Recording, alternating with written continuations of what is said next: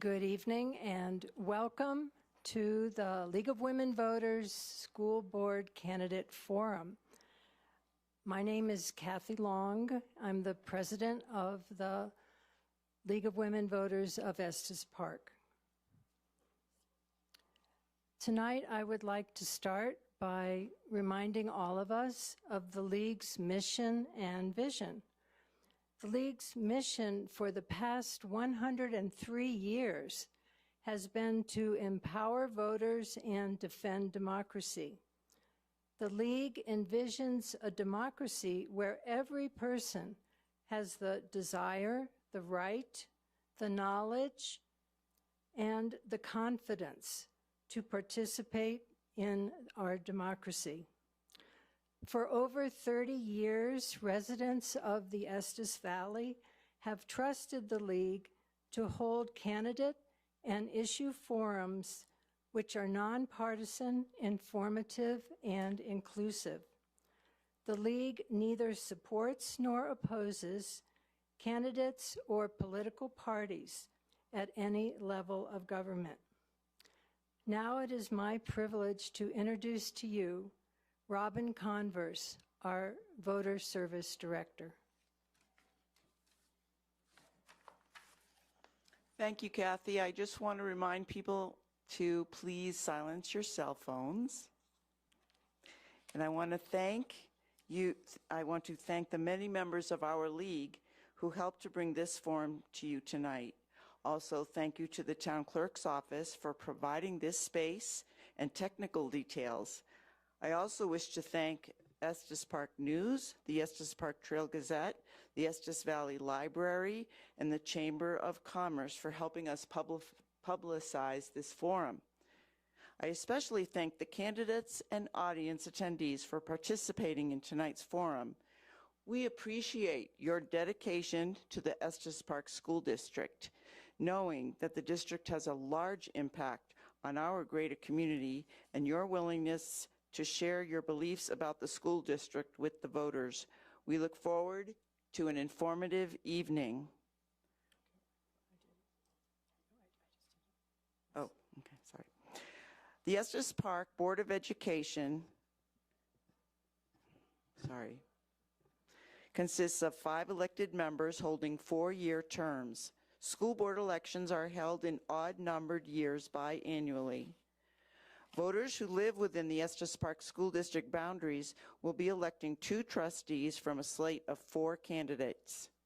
In order to vote in the school board election, you must live in the school district, that is Estes Park, and also including all or parts of Allens Park, Drake, Glen Haven, Pinewood Springs, and Storm Mountain. So all registered voters who live within these boundaries should receive a ballot. It's important to keep in mind the role of the school board, which is different than the role of the superintendent. There are 5 major roles of the board.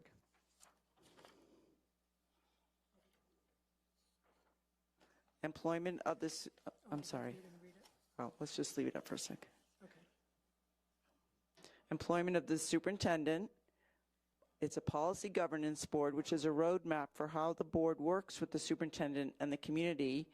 It prioritizes how the district budget is distributed, helps implement the 5-year strategic plan, and supports partnerships with families, students, and the Estes Valley community.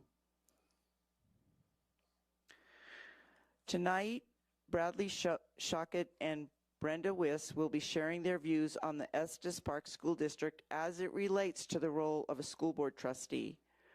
We are allowing 1-minute answers for most questions and allowing 2 minutes when noted before I ask the question. The order of the opening statements has been determined by a random drawing, and the order will be reversed for closing statements. Candidates will alternate as to who goes first in answering questions. Candidates, you may ask me to repeat a question. Our timekeeper will signal you toward the end of your allotted time, allowing you to complete your sentence. If necessary, I may interrupt if someone goes on too long. All candidates were sent invitations along with participation policies and ground rules. Questions were solicited from the public, including the Estes Park High School students. Our team reviewed all submitted questions, more than 75, and chose questions based on relevance to the role of the school board and interest to stakeholders, that is, all taxpayers, residents living in the school district, parents, and district staff, faculty, and students. The candidates, league members, and audience are expected to be respectful in words and behavior. Tonight, we have invited auxiliary officers Mike Moon and David White to ensure a successful and civil dialogue.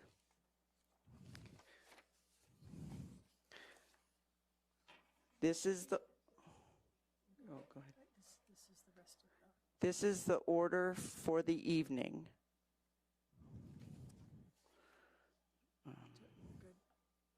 Yeah. You want The question topics.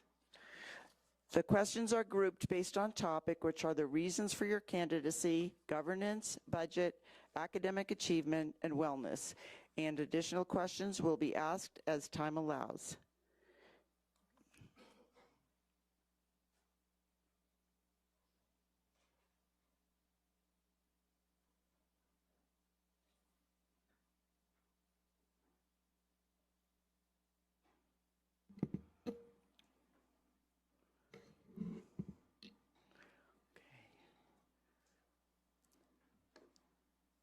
Candidates, it's now time for you to give your 3-minute opening statement, and we will begin with Bradley Shockett.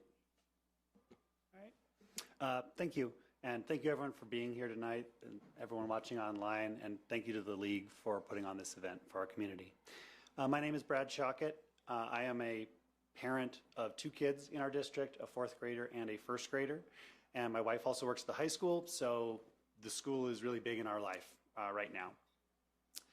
My background is as an electrical engineer. That's what I got as an undergrad degree, and then I got my MBA from CSU right down Valley. And so I don't have an education background, but that's really what I'm hoping to bring to this role, and I'll talk about that a little bit more as we go along. For work, I work for a big company. I started out as an engineer. I then moved up to be project manager of engineering groups. I did that for about a decade. Really just helping those groups maximize the output from those engineers. Those experts knew what they were doing, making sure that they got the projects done on time, on budget, and efficiently. And I think that's one of the things I'll be able to bring to this board and this district. And so I spent about a decade as a project manager. I now lead a global team of engineers as a people manager. And have been really involved in process improvements, continuous improvement with our group and how we do things. Again, I think that's one of the things that our district needs is some direction and focus, which I'll talk about a little bit later. Again, I've spent my whole career just maximizing the productivity of those experts that know the answers. We just got to get them working on the right thing at the right time. As a board member, I look to hold the district accountable and ensure they're really providing maximum value for taxpayers. I'm looking forward to reviewing the budget when I get my turn at that and seeing where we can make the proper use of those funds and avoid waste. I see that I only have 30 seconds left, so I will talk about my involvement in the school a little bit later, but what I will say is I was on the group doing the 5-year strategic development of this 5-year strategic plan.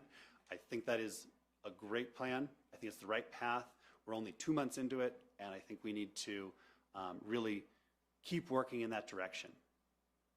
Besides the development of that 5-year strategic plan, I've also been on the Elementary Accountability Committee.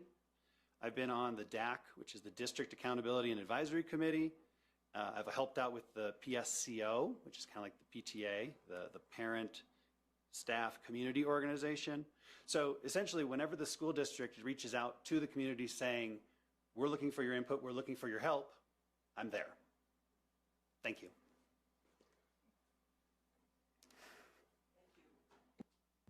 Thank you. We'll now give Brenda a chance for your opening statement. Thank you very much. Good evening, everyone. Thank you for being here, and thank you to the League of Women Voters for organizing this event and inviting our community to come and participate in the process of fair and free elections. My name is Brenda Wiss. I've lived in Estes Park for about 10 years now. I raised my two children, Mina Honda and Sam Honda, here. They attended the schools from their elementary years. They are both off in college now, so I find myself with some extra time and some extra energy, and I would love nothing more than to give that back to the community by providing service on representing all of you on the school board.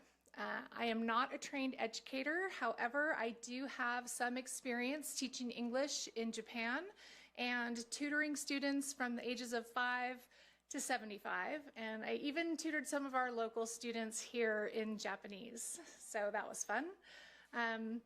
I am a local government employee, and I have been for about 6 years now. I have a degree in political science, and I also participated as a member of the steering committee for the 5-year strategic plan last year for our schools. And while I was participating in that process, I learned a lot about the current situation of our schools. And two things really stuck out to me. One was that presently our schools are not meeting state standards. They're struggling to do that. And so I would really like to support the schools in a return to focus on academic excellence. And I believe our students are more than up for the challenge. And then the other thing that struck me was how many of our students are really struggling with mental health issues, and it's actually a national epidemic right now for youth. So I do think we need to shine some light on that situation and just try to train our students how to take care of their situation. I support the schools that we have in place, and I think that the current circumstances that we have, we would best serve our community by working to improve the schools that we already have. And I am a supporter of the school superintendent. I think she's a wonderful asset to our community, and I believe that with the superintendent, the new strategic plan, and keeping focus on the issues that were highlighted in the strategic plan, that we can really start to see some improvement in our schools and see them moving in a direction that we can all be proud of. I was recommended by the Estes Park Education Association, and I would really be honored to be recommended by all of you as well. So thank you so much.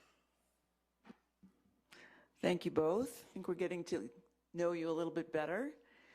Okay, our first question, and this is we'll start with Brenda, and you touched on this.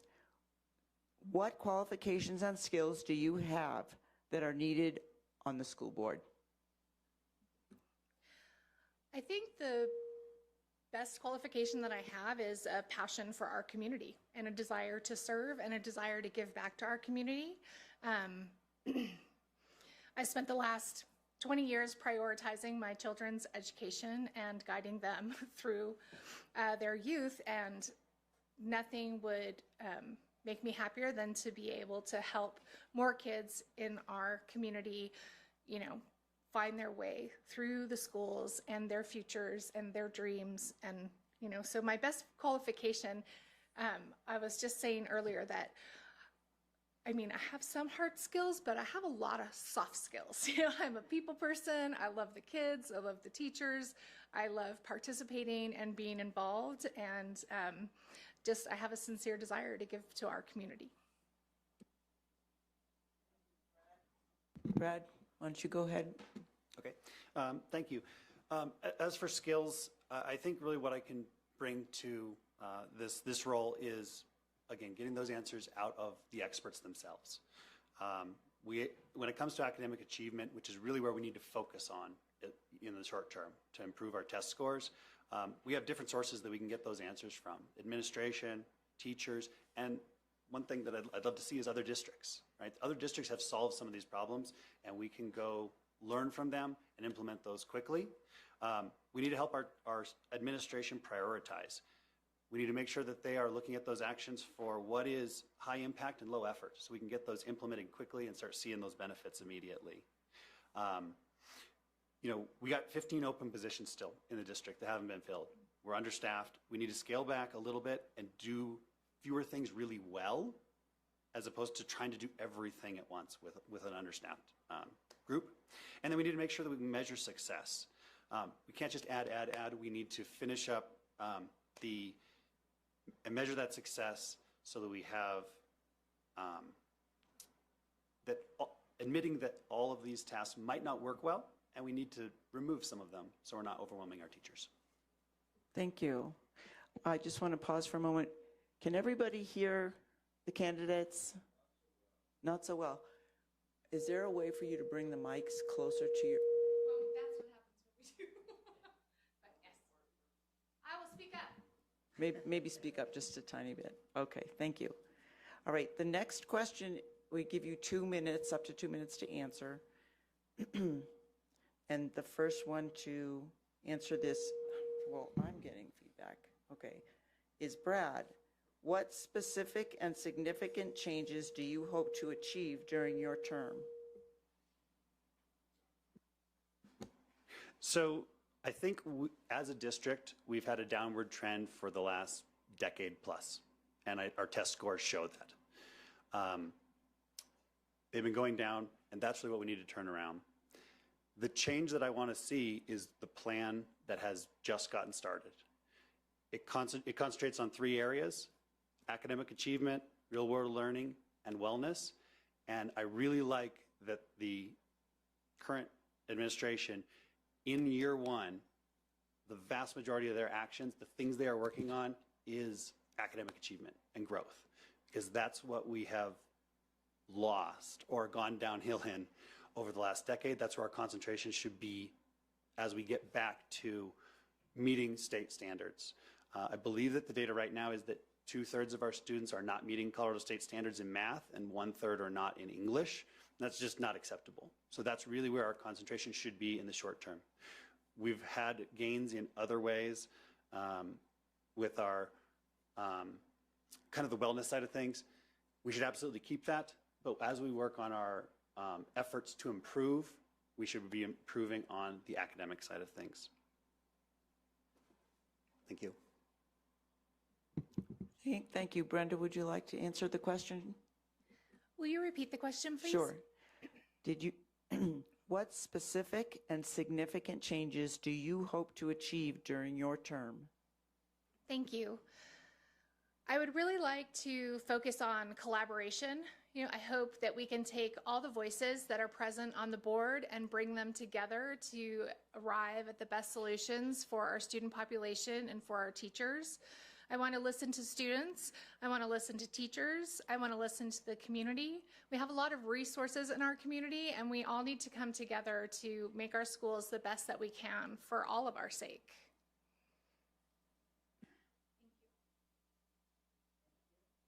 Thank you. Okay, we're back to 1-minute answers. And Brenda, you can answer this first. Did you receive endorsements or campaign funding from local, state, or national groups? And if so, please specify. I have received an endorsement from the Estes Park Education Association, and in order to earn that recommendation, I had to answer about 20 written questions, and then I had an interview with a representative panel of teachers, and so after the interview, they decided that they would recommend me. I did receive some funding from the state organization. So the local teachers interviewed me, sent the recommendation to the state organization, and then the state organization did provide a small amount of funding for me. Other than that, all of my campaign contributions have come from local citizens and individuals. I have been trying to run a modest campaign. It's a local school board election, so I don't see any reason to go over the top with this. Thank you. Brad, would you like to answer that? Sure. So I've also been recommended by the Estes Park Education Association. So everything Brenda said, I went through the same process with the interview, the questions ahead of time, the interview, and then yes, there was a financial component that they contributed to the campaign coming from I believe it's the Colorado Education Association. Besides that, I've gotten lots of donations from locals. Almost every single one has been from locals. Yeah. Thank you. Okay, now we're going to move on to our next set of questions. And Brad, why don't you take this first? These are 1-minute questions unless I say otherwise. What do you consider the top 2 immediate challenges for the school board to address? Yeah, so the first one, as I've already mentioned, is academic excellence. The school board needs to hold the district accountable on improving our academic achievement. Since I've already spoken about that one, I'll kind of move on to the next one, which is teacher retention. And it's also related. I think we need to find a way to be able to keep teachers.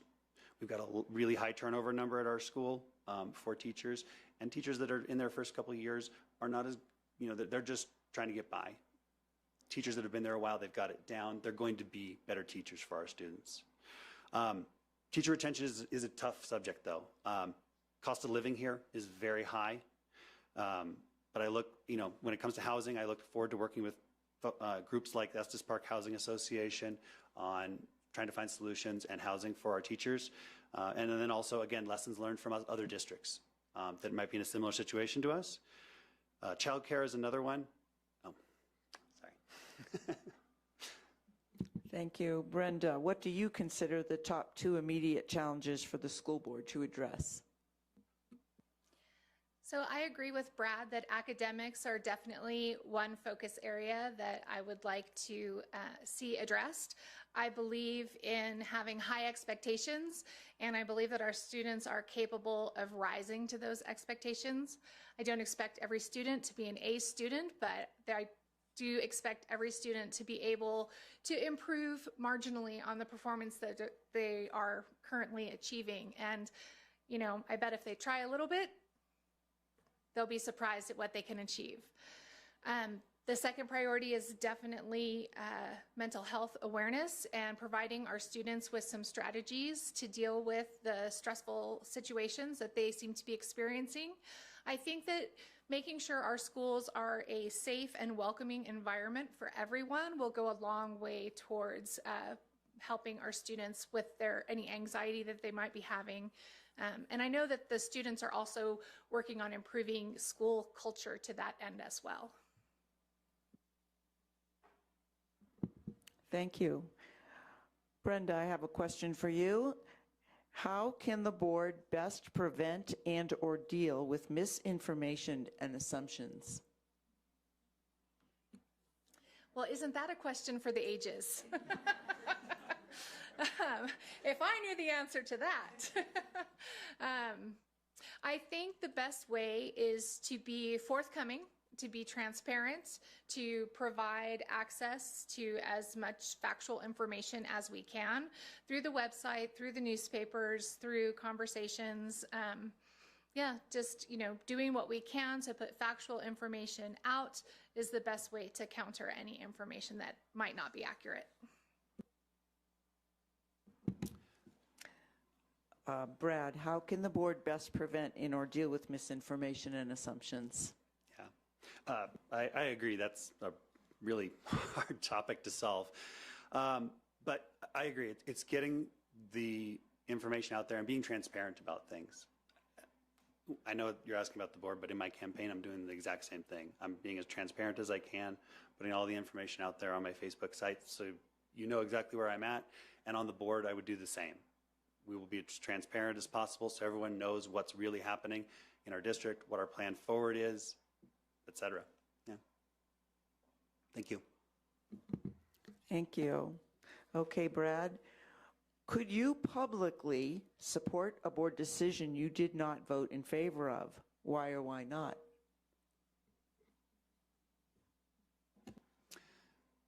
Yes. That's an interesting question. Well, one thing I think I've noticed as I've attended board meetings is that they have a working session first where they're getting through a lot of those issues. They're finding compromise and they're coming to an agreement. Like when we had our charter school discussion, which was a really huge topic last time, it was unanimous. The board has very differing views, but they came to a unanimous decision because they were talking in their working sessions ahead of time and coming to something that can be agreed upon. So that's what I would hope to do in that case. Thank you. Brenda, would you like to answer that? Yes, thank you. I would be able to support a decision that I did not agree with because I'm a firm believer of working within the systems that we have in place. So we have 5 people on this board. If 3 people vote in favor of it and I'm one of the 2 opposed, I will still stand by the decision that the community elected board comes to. So I would have no problem doing that. Thank you. Brenda, what role, if any, should the school board have in what books are allowed in classrooms and in school libraries?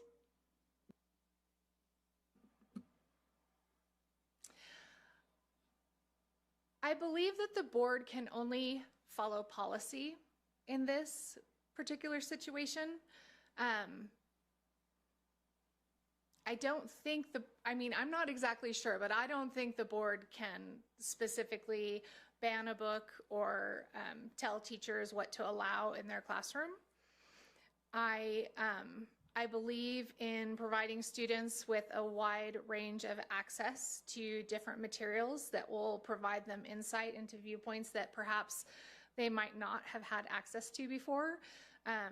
As far as my power as a board member, if I were to be elected, I'm not sure exactly where that lies. I just know that we are held to state and national regulations in that regard. Thank you. Brad, would you like to take that question? Sure. So I know that our district has policies around this. There is a process to raise concerns for the district to review that is already available. We have a rule on the books already on this topic. So if there is a concern, I encourage whoever has that concern to use that process. The district will review it, and only if that was done in an unsatisfactory way or there's some concern with that process, then that would be coming to me as a board member, right? We want most people to be going to the administration, the people working this job full-time, using them first, and then escalating to the board when there's a real problem. So for this particular topic, please use the processes that exist. Okay, thank you. This is a 2-minute, you have up to 2 minutes to answer the following question, and we'll start with Brad.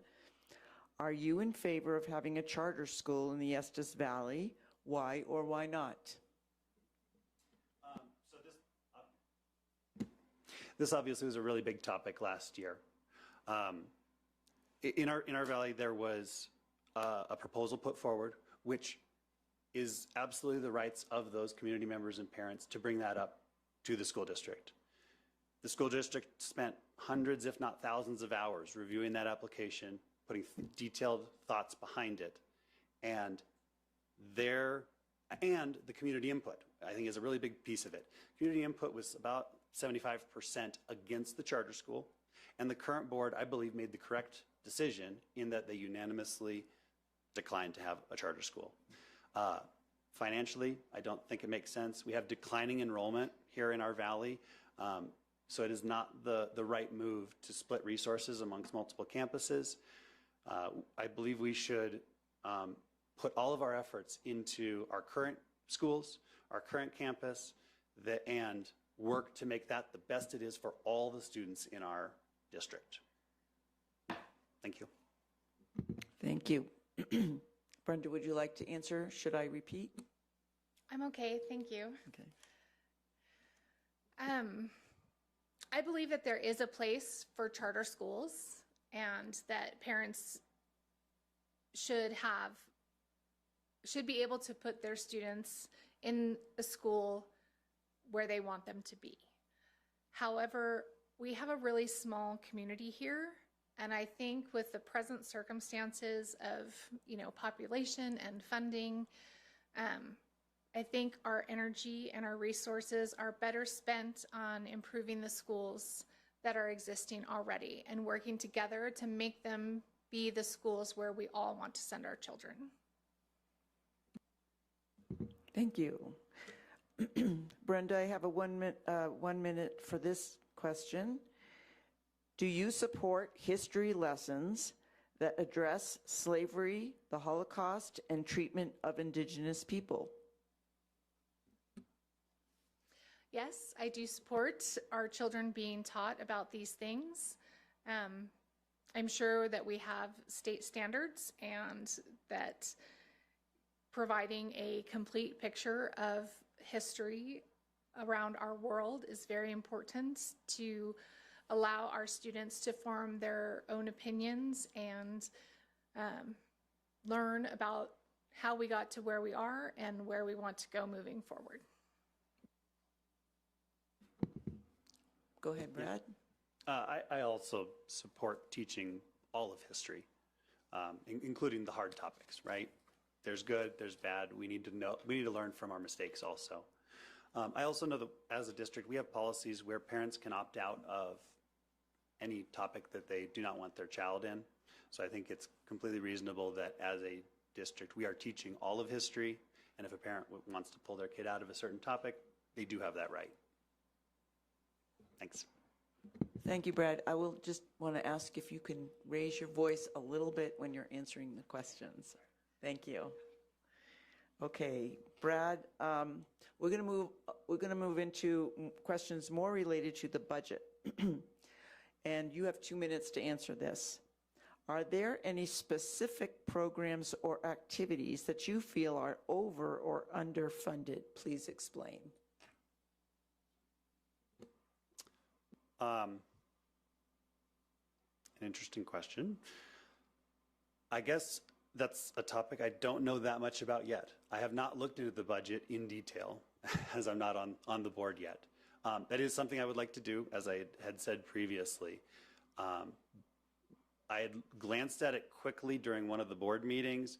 There were things on that budget like interest on debt and things like that where we're not even getting any benefit out of that number that I would like to look into. But specific programs, how much money is going to this one versus that one, is not a topic I've had a chance to look into yet. I look forward to doing so. Thank you. Fair answer. Brenda, would you like to take a stab at that?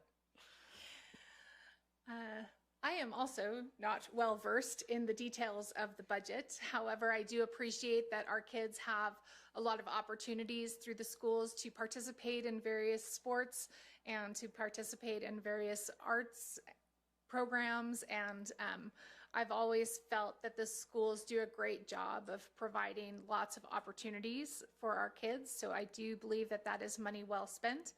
I did question when I went to one of the board meetings, they were talking about the football stadium and why do we need a new football stadium? What's going on? And then I learned that there was some foundational structural concern. So okay, that's good, So it is important to learn the reasons behind why we are spending money on what we're spending money on. So yes, I too look forward to learning more about this topic. Thank you. Brenda, you're going to move right into this next question. I do want to preface it by saying that students came up with this question more or less. We had to reword a few things, but basically it's from the students. And Brenda, you have a minute to answer this. How can the district ensure that extracurricular activities are accessible and affordable to more students? That's a great question. I know it can become expensive, and if you're on the bus and you don't have somebody to come pick you up, it might be hard to get home from practice and things like that. So I would like to throw the question back to the students and ask them what they need from us. How can we make it more accessible for them? They're the ones who know best what their needs are.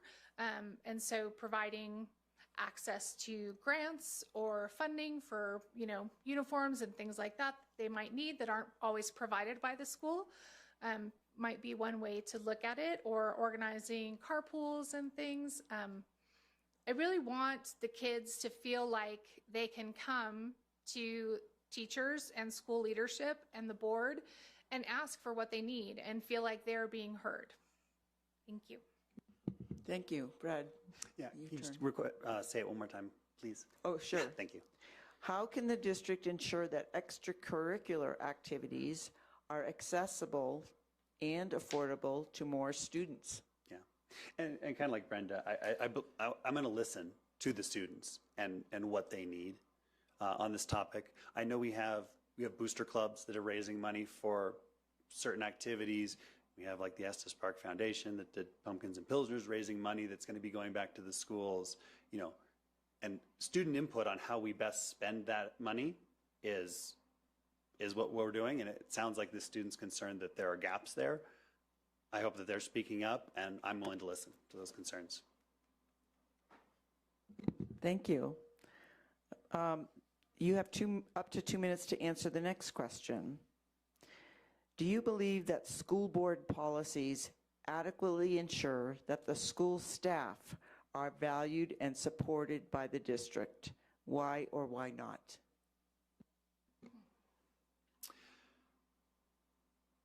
I think we should work in that direction. Right now, with missing so many open positions, that our teachers are pulled very thin right now.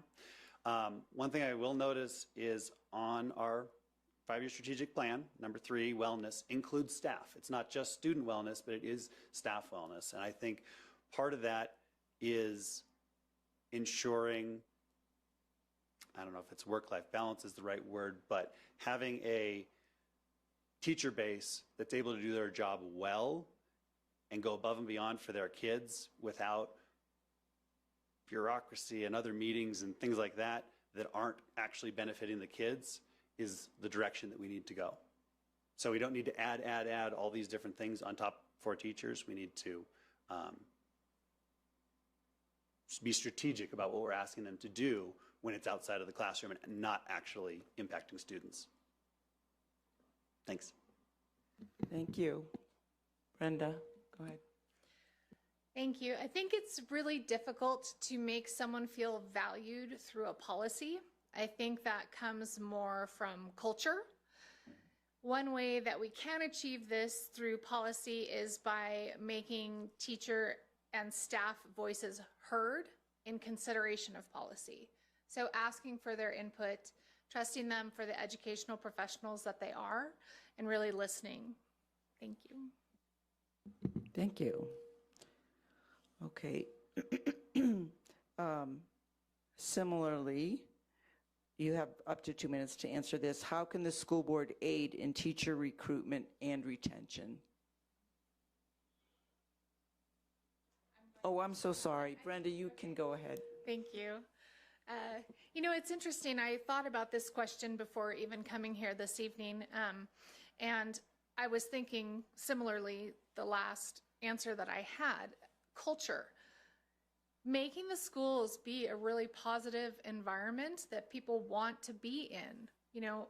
I was talking to a former teacher, and she was telling me that it used to be really hard to get a job in the Estes Park School District because everybody wanted to work there, and we didn't have a teacher retention problem. So I want to make our schools like that again. I want to be able to attract teachers because it's such a great place. And our schools do have a lot of really great things going for them. And I think, I think teachers should want to work at Estes Park School District. I don't know. So, yeah. Again, if you could just repeat one more time, please. Sorry. How can the school board aid in teacher recruitment and retention? So I think the school board can help guide certain policies. Our teachers have very low pay as compared to our living costs here. I already spoke previously about housing and how I would work with the town and other groups trying to work on specifically teacher housing, making sure that we have those available for teachers. Another one would be childcare. Childcare here in the Estes Valley is limited. Now, the good news is at our elementary school, we have raised the number of classes. We had 1, then last year we had 2, this year we have 3. So we are adding capacity, which is fantastic. One more thing that we could do is really take advantage of that advantage that we have and actually do priority placement for district employees. If you come and work for us, we'll make sure that you have childcare. If you have a child from that, critical preschool age. I'm not aware that we're doing that today. I think it would be great, and it doesn't cost us anything, essentially. It just makes us a better place to work. And then salaries. Salaries is another really challenging issue, right? We are given a certain amount of money. We have to work with that limited amount of money. And it's not really well aligned with the cost of living in our expensive community. And honestly, we're competing with other districts close by, and all of the districts near us pay significantly more than we do. So it's a real big challenge.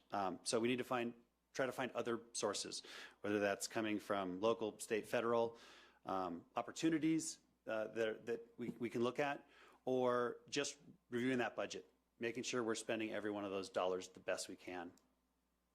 Thank you. Thank you.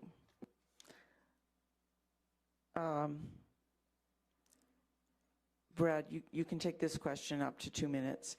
Do you believe that staff are adequately compensated for leading extracurricular activities such as sports and academic clubs? Is there a need for additional staff or volunteers? There's always need for more volunteers. And that's one thing that I've heard at many different board meetings is the principals asking for volunteers, asking for people to get signed up as substitutes and being able to help in that way. I'm trying to remember the question. I can repeat it. Thank you. Do you believe that staff are adequately compensated for leading extracurricular activities, and is there a need for additional staff and/or volunteers? So again, yes, there's need for volunteers. The staff is compensated, but one of the things I just heard recently is that we're now, I think, in the 3rd month of the school year, and no one has been compensated for extracurricular activities, which is very disappointing. We have teachers putting in a lot of extra time and getting nothing out of it until months later. That's not acceptable. We need to do better than that. We need to be paying them on time if they're going to go above and beyond for our students. Thank you. Brenda, it's your turn. I'm not aware of how much teachers or coaches are compensated, so I can't speak to whether I think that is satisfactory or not. But we do have a wealth of people in this community who are willing to volunteer, and the school needs to reach out to the community more to try to encourage people to work together with the school so that we can provide the best experiences for our kids. Thank you. Okay, we're going to move to questions more related to academic achievement. And Brenda, you can take this, and I'm going to give you all 2 minutes to answer the next 4 questions. If you want, I can remind you. Does the district need more staff to educate the growing number of students for whom English is not their first language? And if yes, what might you propose? It's my understanding that the school has been increasing its number of staff who can help students who are language learners. Those positions, they still have some positions that need to be filled, but helping to maintain that funding and ensure that we continue to support these students as much as they need is the way that the board would be able to address that issue. Thank you. Brad, would you like to answer that question? Sure. So yes, our language learners take a lot of extra effort because not only are they trying to learn the content, they're trying to learn the language at the same time. Honestly, on this topic, I would be looking to the experts. I'd be looking to the administration. I'd be looking to the principals and asking them, are they properly staffed where they're at? Or is that their top priority on where they would add someone? Or again, make sure we're backfilling in the right spot. So I look to the experts on that one for guidance. Thank you. Thank you. Okay, next question. You can take up to 2 minutes. What would you do for students who are successful but not challenged?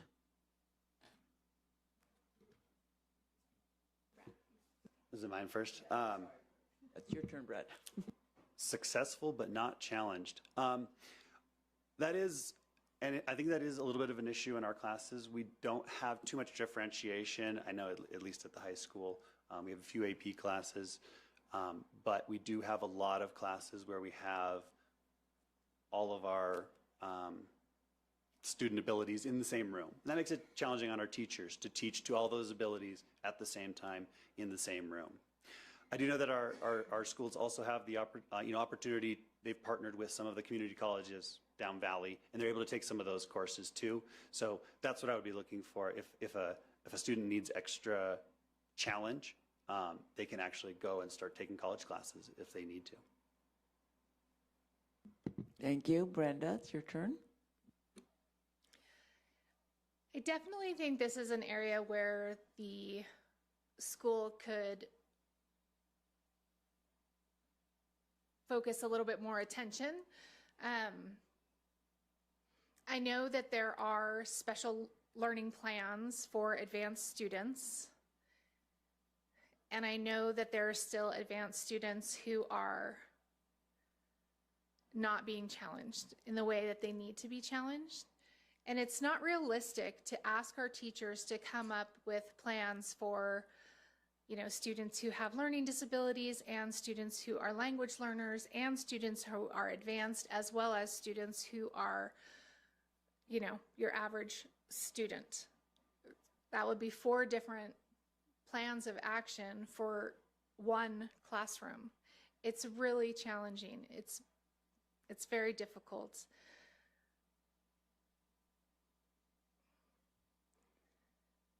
I think that the community college classes are a great opportunity, and the advanced placement classes are a great opportunity. And I do know that some of the teachers are trying to work towards being able to teach the community college classes in person themselves, because the online classes just aren't as engaging. So I think that that might be a really good way forward, is for our existing teachers who have master's degrees to actually be teaching the community classes, community college course load to our students in person, rather than having them take the classes online through the community college, or having them take an AP class, which can sometimes be seen as something that's taught to the test. So yeah, we have a lot to think about. Thank you. Okay, Brenda, you can take this next question. You can take up to 2 minutes. Do you have any ideas for how to help underachieving students? Lots of encouragement, lots of attention, lots of positive reinforcement, encouraging parent involvement is crucial. Celebrating the wins.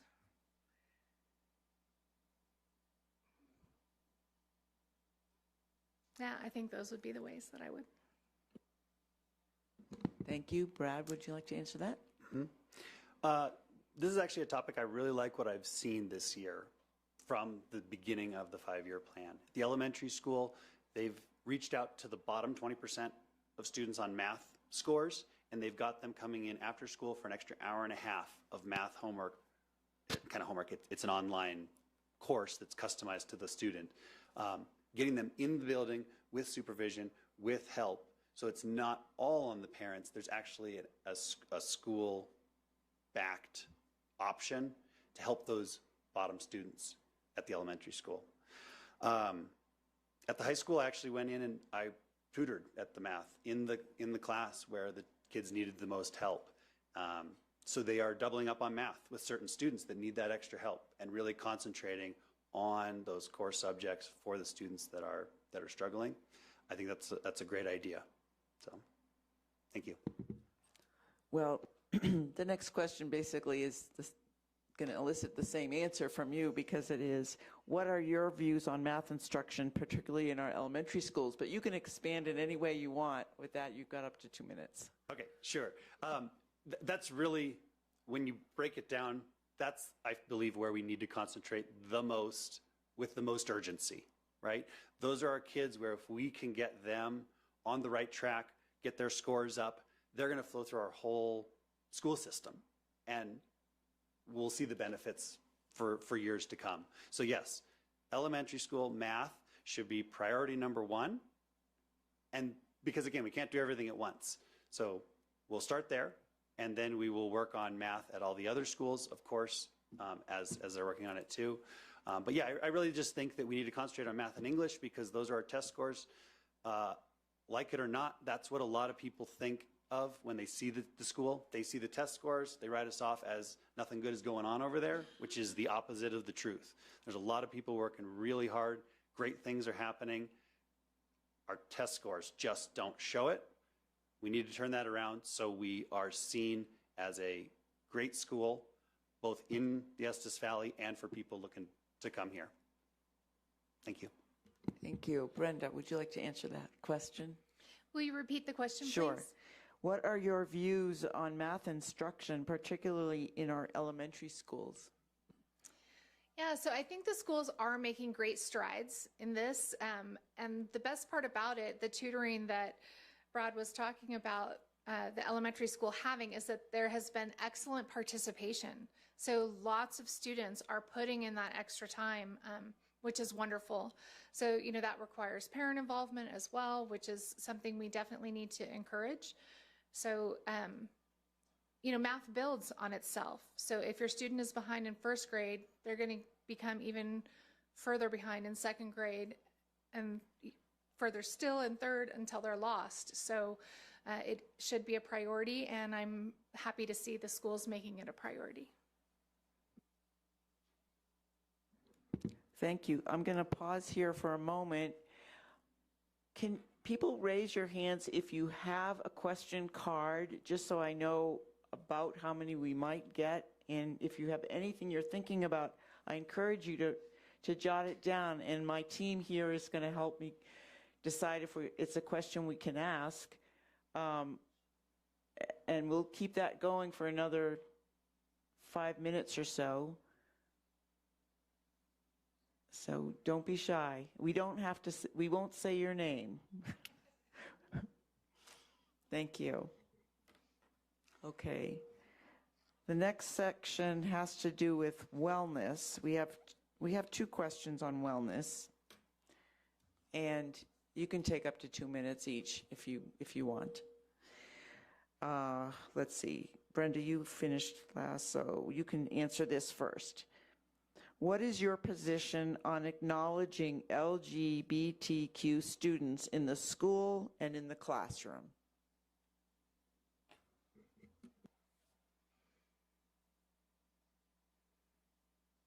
I'm not sure how to answer the question.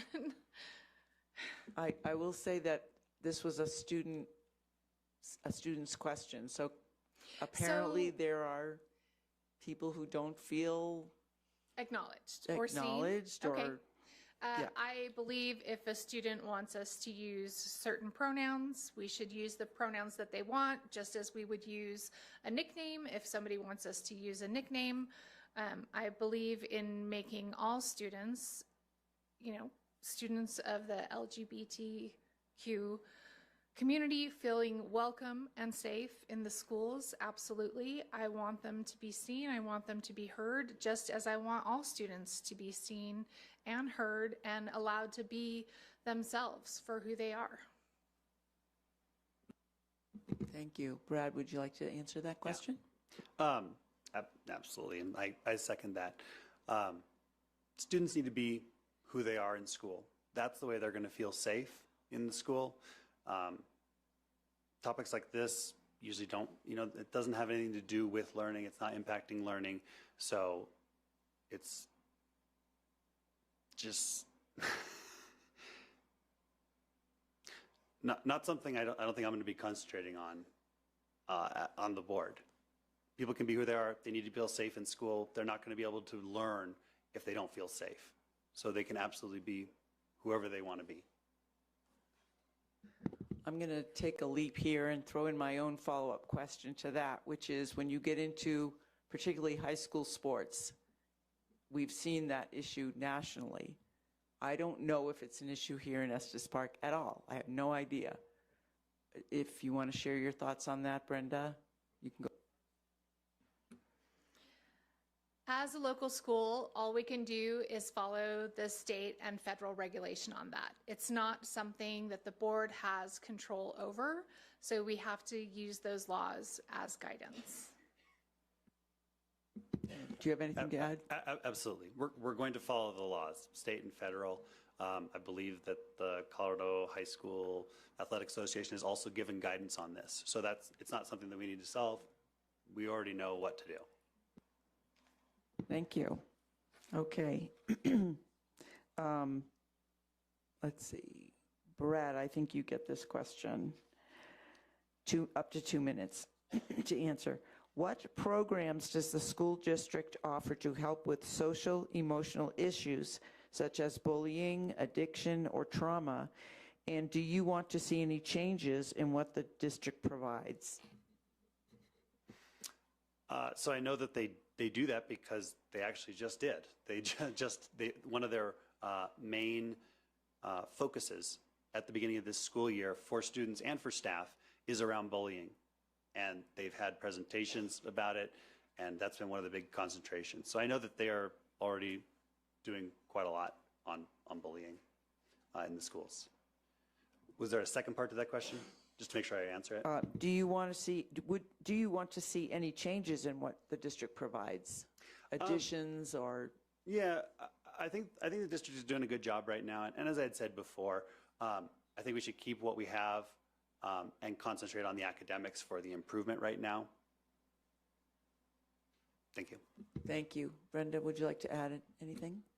Yes, will you repeat the question, please? Sure. It's kind of What multi-part. programs does the school district offer to help with social, emotional issues such as bullying, addiction, or trauma? And do you want to see any changes in what the district provides? Thank you. Yes, so I know that the schools have been working with the town's restorative justice. Thank you, yes. So they have these circles where they can talk about different issues, and they have mediators and moderators come in and help the kids talk about different issues and resolve conflict. So I think this is a really great partnership between the town and the schools, so I would like to see that continue. However, because we do have these increasing numbers of students reporting that they are experiencing stress and mental health concerns, that I do think we need to increase the amount of resources we're offering to our students in this regard.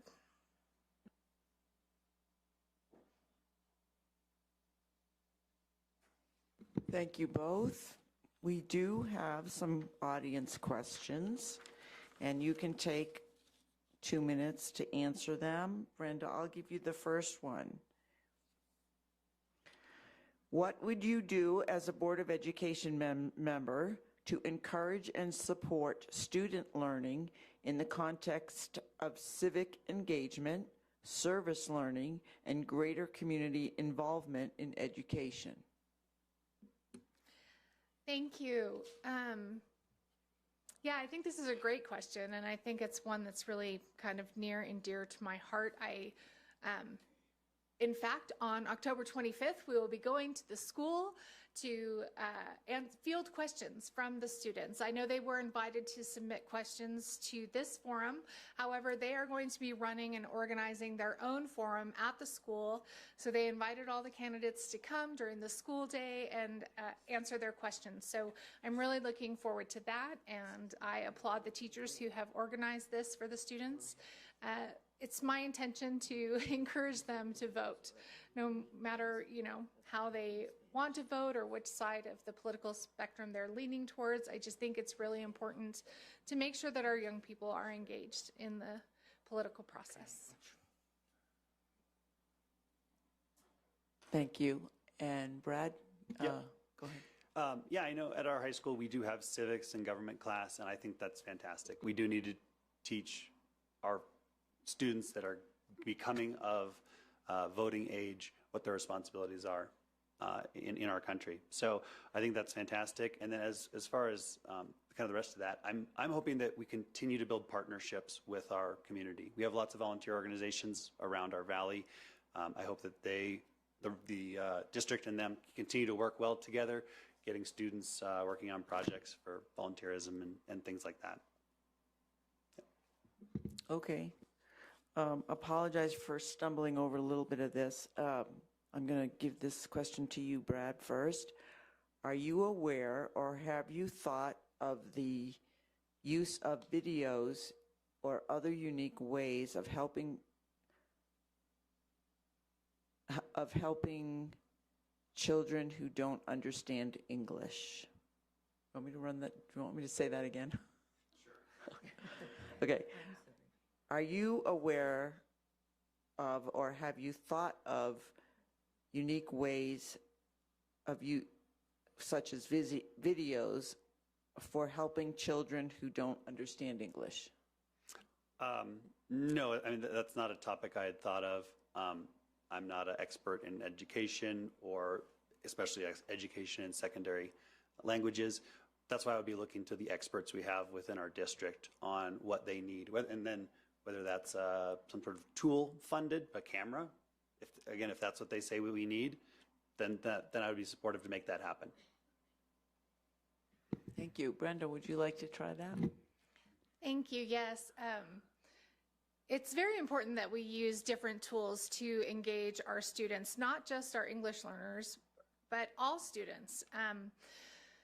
A very small percentage of communication is actually the words that you're using. So yes, we definitely need to be engaging with students in visual, audio, sensory, all different kinds, the spectrum of learning approaches in order to provide our students with what works best for them. And so, yeah, I think it's important to be creative with the different approaches in the classroom. Thank you. Brenda, I'm going to give you the next question. This is sort of a yes, well, okay. Is a detailed budget available to citizens, any citizens like me, and if not, why not? I cannot answer that question, but I imagine that it is available, and I would check online or ask, because it is, it's taxpayer dollars, so it should be, the full budget should be available to the public. Brad? Yeah, agreed. The budget should be available. I believe it is, because I remember our finance lead, Brian, here in this room giving an update on that budget. So I do believe it is available to the public. If someone believes it is not at the level of detail that they require, then as a board member, I'd be willing to listen to that concern. Thank you. Brad, I have a question for you here. Should classrooms be more experiential? Do you know what experiential learning is? Okay. I do. So I think that aligns pretty well with the second focus area in the 5-year plan, which is real-world learning, experiential. We have great partnerships right now where the kids are going up to the national park. I think it's 3 times a year at different times. I know my son's going tomorrow down to the zoo. So we have experiential things happening all the time. When the Scottish Festival is in town, I know they went down and they saw camels there. So the school is partnering all the time with the opportunities that are available in our community. Yeah, I think that's great. Thank you. How about you, Brenda? I'm a fan of experiential learning. I think our schools excel at this. You know, they have trout, they've got bees, you know, all kinds of things are happening in the schools that are wonderful. In order to prove that that experiential learning is working, that our children are absorbing, you know, we know they are, but the state still requires that we have these tests. So maybe we should be teaching our kids some test-taking skills as well so that they can demonstrate that all of the experiential learning is benefiting them. Thank you. Okay, we have several more questions, and because we're ahead of schedule, you can take as much time as you want, up to 2 minutes, and neither of you have used up 2 minutes, so. All right. Brenda, the first question is for you to start with. What are your ideas for improving school attendance? I don't think that school attendance has bounced back from COVID yet, and I think that might be okay. COVID is still here, and parents are being more careful about sending their kids to school when they might have sent them previously in the past if they just have a cold or something. You know, we don't want to spread things around to the entire school. I know that attendance, as far as pulling kids out of school to maybe do a vacation or something like that, I know we do have some attendance problems. I think that improving school culture and addressing mental health concerns, anxiety, and bullying and things like this, as we gradually improve all of these things, school culture, the kids want to come. And, if our schools are safe and welcoming space, they'll be more likely to come. So all of these factors need to come together to improve our attendance record. And I think we can make that happen. Thank you. Brad, go ahead. Yeah, when it comes to like absenteeism in the schools, one of the facts I learned about this was truancy is actually less than 2% in our district. It's very low.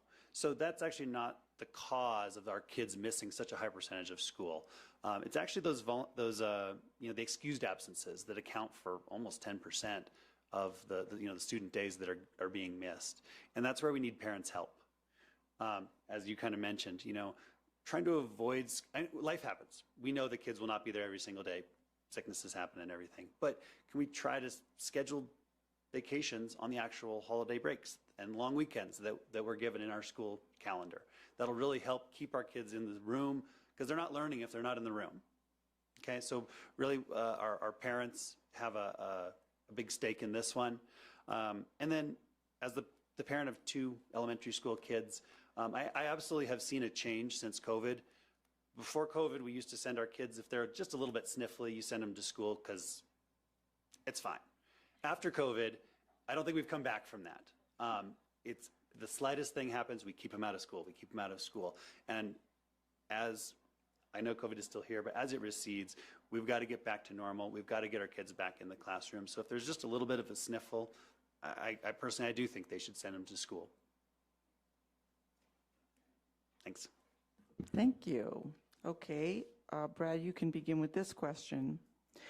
What should be the role of schools in teaching children about health and safety issues? And perhaps you can give some examples. And I didn't want to get graphic here, but use your imagination.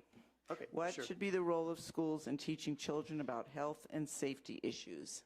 Okay, health and safety. So I guess I'll do health first. It needs to be age appropriate, but our schools is somewhere where we can supplement what parents are teaching at home with learning in school when it comes to health. But again, needs to be age appropriate. And then when it comes to safety, I think we have a lot of good partners with that. I just saw pictures the other day at the elementary school. I think they had everyone come through where there were firefighters there teaching the kids about how to escape. And the kids got off the bus to me and they had a whole bunch of questions about, Dad, we need this plan and we need a spot and we need a muster point. And like, oh, okay, whoa.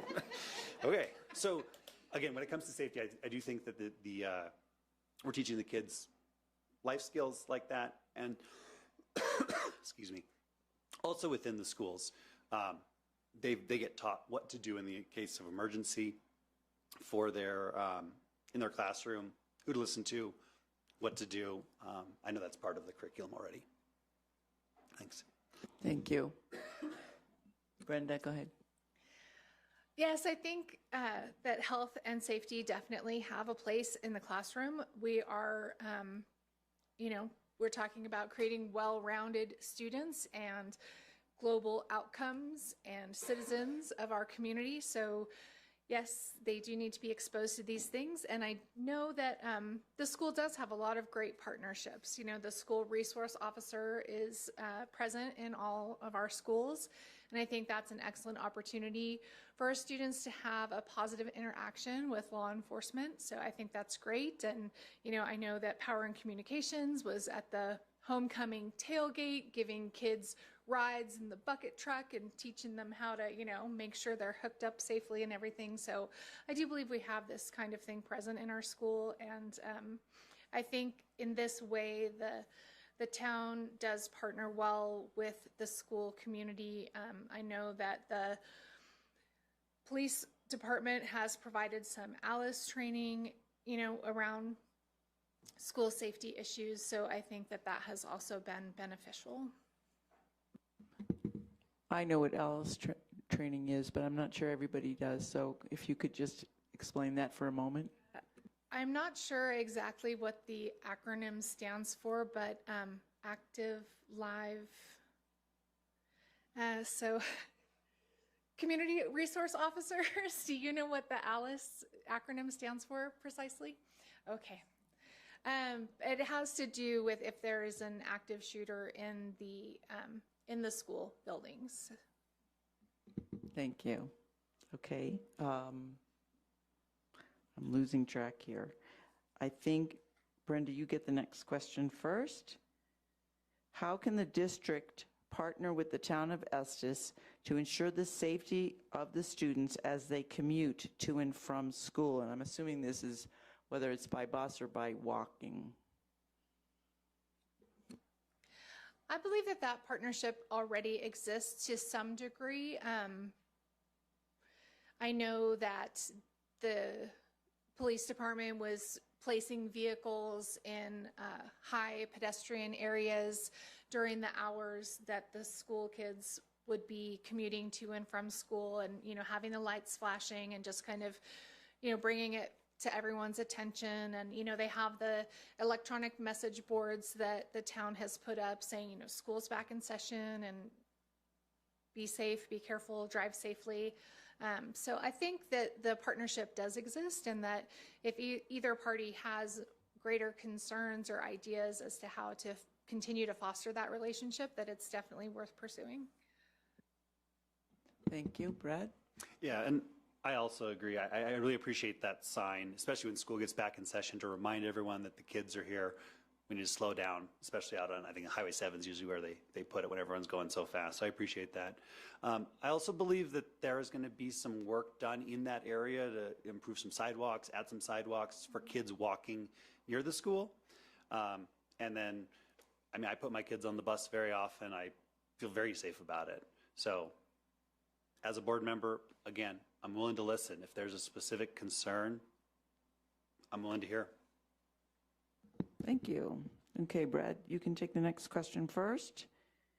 Do you have any ideas for increasing opportunities for students to explore career options? So I think this is something that we have a really big advantage on.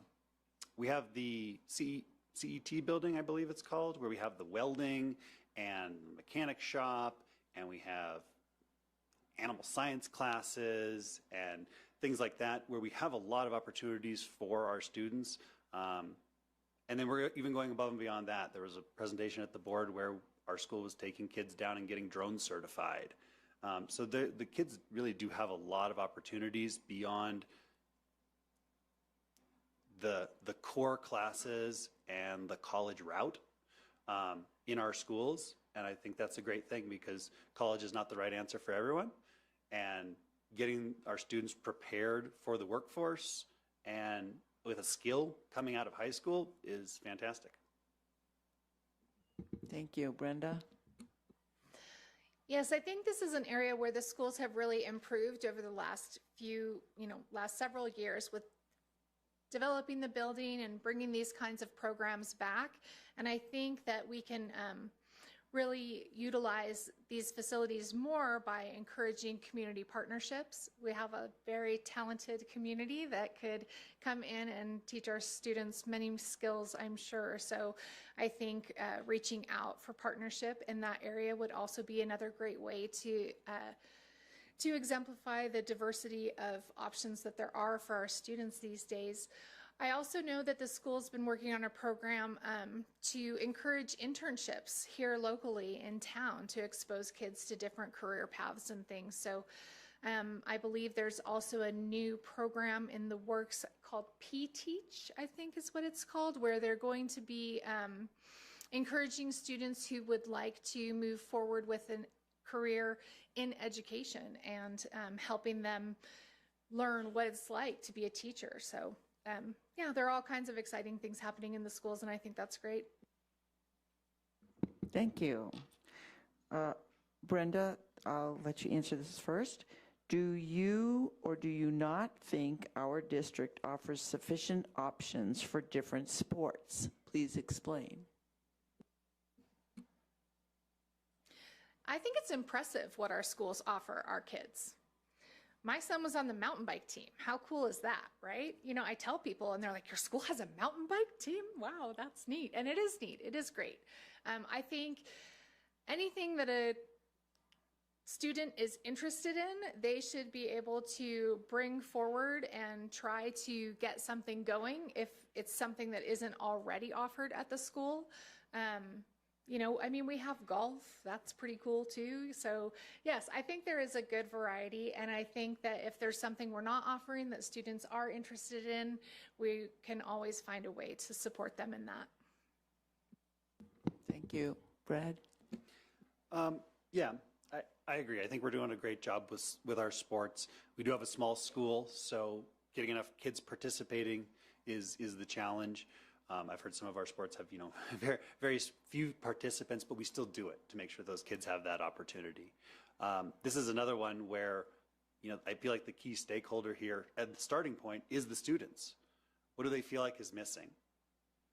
If there's enough students that are interested in, then we take the next steps of how do we get either a teacher or a community member leading that group and building up that sport. So I would be looking to the students.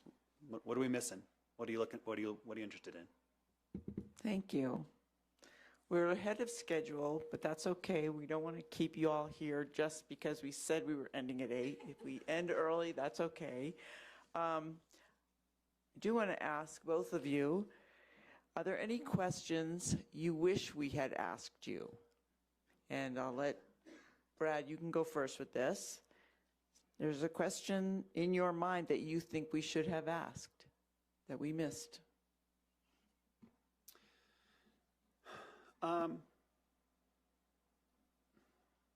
Maybe around the involvement, right? School board is one way to contribute back to your community, but what else have the candidates been doing before this to actually give back to the school, to the district, to understand what's happening and so forth? So that's something I would have liked to have been asked, but because I feel like that's where I excel. I already talked about several of the, you know, kind of formal groups, but also just chaperoning field trips for my kids whenever I can, going on most of those, reading to kids at Books and Breakfast, volunteering in the high school. Just, I feel like for years I've been trying to get involved as much as possible, and I'm not sure that's true for everyone. Thank you. Brenda, would you like to answer that? Answer Is there Brad's is there question something that or we, answer? No. Is there something that you wish we had asked that we didn't think of? No, I think it's been a great selection of questions and very broad and thorough. And yes, I was involved in the schools. I still am involved in the school. So to answer Brad's question, I was always there for fundraisers or to show up and just be there to watch the kids and support them. And I continue to be involved with the schools, even though my kids aren't there anymore, through the steering committee. And I still want to be involved in the schools now through the board. So thank you. Thank you. Okay, so we're going to move ahead and give you each an additional 3 minutes if you want to clarify anything you've said or give a rebuttal. And, if you don't use up your minutes, that's fine. And then we can move on to closing statements. So, Brenda, why don't you go first with if you have anything you want to clarify or correct. Can I ask you if there's anything you would like me to clarify? Did I misspeak on anything did I not make myself clear? So I feel comfortable with the answers I provided today. So thank you all very much. Does anybody want to raise a hand? Wow, we got a smart group here. Brad? Yeah, I'll do the same thing. I'm not sure if it's really a clarification. It's just, I think that we need to, I think that we need to concentrate on the education of all the people in our community through the schools that we have. And yeah, I guess same question. Is there any clarifications on any answers I've given? Anyone? Yes, sir.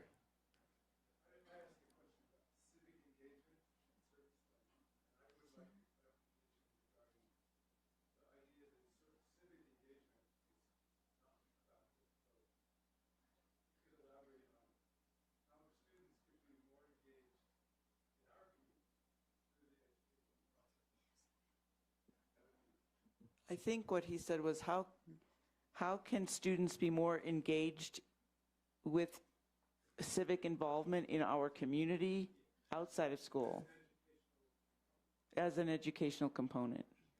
Yeah. Okay. I don't remember how I answered the first time, so I'll just try to answer again.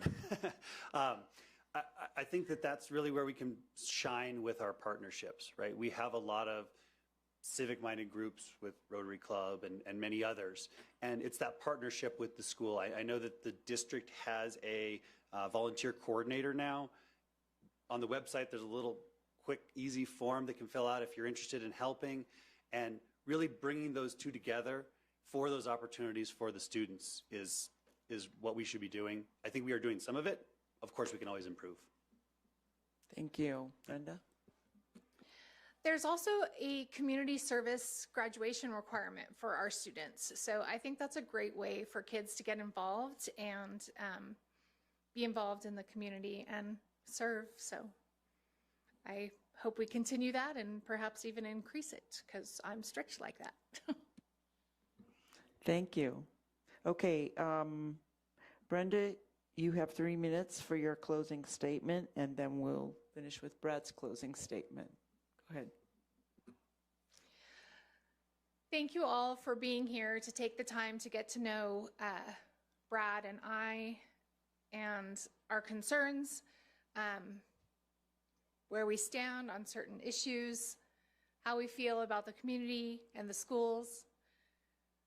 I hope it's come across that my motivation for running is a sincere desire to give back to this community, to serve our kids, and to represent the community on the school board to achieve the best possible relationship and outcome that we can for all of our community members who want to be involved with the schools and the school, supporting the schools to lift them up to help them, to be there for them, to solve problems.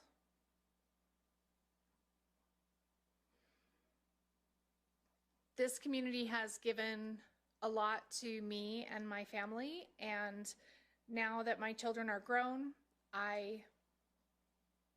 it is my time to stand up, to serve, to give back to this community, and I hope that you will all allow me to do that by supporting me with your votes. Thank you very much. Thank you. Go ahead. Yep. Yeah, so hopefully through the answers that I've given today, you can see that I'm a involved, concerned parent looking to spend time and willing to spend time volunteering to make our schools better. I kind of have a logical engineer brain, and that's what I think I can bring to all these, our school district that's full of teachers that are, they're full of a lot of heart. I can help make them as efficient as possible, get these test scores turned around as soon as possible with urgency, make sure our budget is being spent the best it can. Again, I hope that you realize that I've been trying for years, volunteering as much as I can with the district, with the schools, with my kids, even with sports. I was coaching last year. I think I did soccer and basketball and baseball, coaching the kids. So just trying to really be involved as much as I can in their education, and then bringing some of the skills that I have that I've learned kind of in the private sector to the schools. Yeah, I think that's it. Thank you. Thank you. Thank you. Once again, Brenda Wiss and Bradley Shockett, thank you for running for the Estes Park School District Board of Education and for sharing your views in this public forum. We wish you all the best. Kathy Long and I have a few closing slides and comments to make.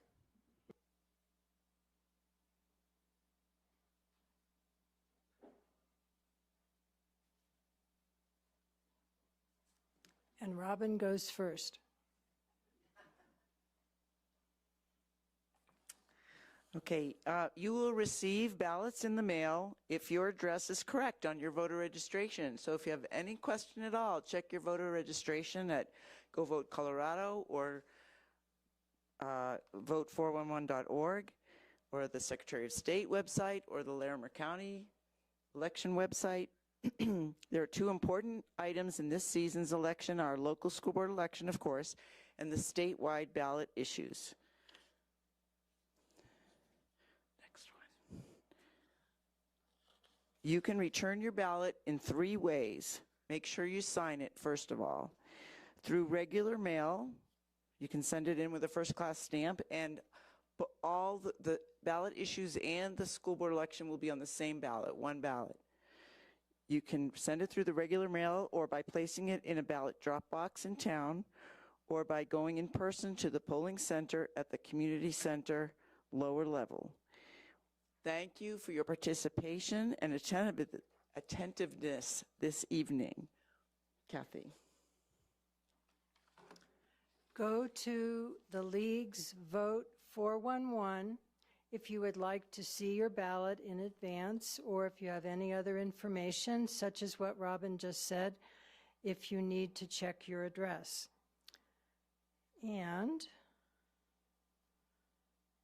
here's some important contact information. But basically, I want to thank all of you here in the audience for joining us this evening and being here to hear from our candidates who agreed to be in our forum. We applaud Brad and Brenda's willingness to participate and to tell us how they would deal with school board issues. Thank you to our virtual audience as well, and to Robin Converse and the Voter Service Committee of our league. Please go to our website for more information. And just to end on a very positive note, this voter registration drive occurred at the high school with the students taking training, circulator training, so they were registering their peers to become voters. So thank you all and have a good evening.